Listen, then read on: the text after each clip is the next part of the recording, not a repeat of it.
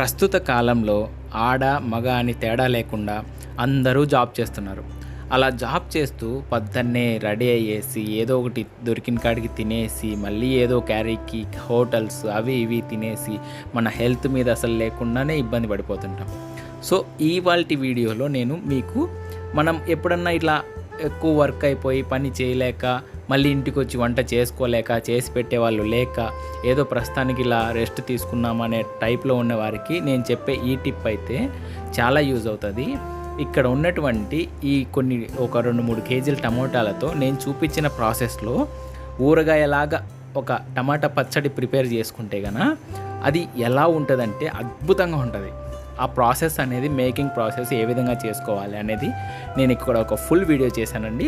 మీరు అక్కడ చూసి ఆ ప్రాసెస్లో చేసుకుంటే ఎటువంటి స్నాక్స్, ఎటువంటి అడిషనల్ జంక్ ఫుడ్ లేకుండా న్యాచురల్గా ఈ పచ్చడితో మన కడుపు నిండా అన్నం అనేది తినచ్చు. ఎంత టేస్ట్ ఉంటుందంటే అంత టేస్ట్ ఉంటుంది. నేను ఇంతగా ఎందుకు చెప్తున్నానంటే నేను ఫేస్ చేసా కాబట్టి నేను దాదాపు 1 కేజీ మైన తినేసింటా. సో మీరు కూడా ఇది తయారు చేసుకొని తినండి. Thank you so much. నచ్చితే లైక్ చేసి షేర్ చేయండి. Thank you so much.